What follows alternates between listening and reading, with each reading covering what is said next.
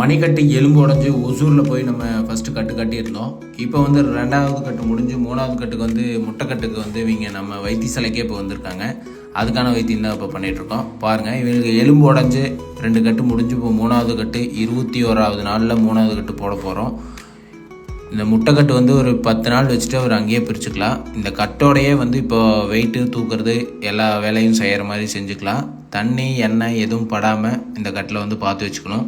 ஏன்னா இந்த கட்டில் தண்ணி பட்டுச்சுனாலும் எண்ணெய் பட்டுச்சுனாலும் வந்து உள்ளே புண்ணாகி போயிடும். அதனால் வந்து கொஞ்சம் சேஃபாக வச்சுட்டா இனி 10 நாளில் வந்து நல்லா செட் ஆகிக்கும். அதுக்கப்புறம் நம்ம வெயிட் தூக்கி வேலை செஞ்சுக்கலாம்.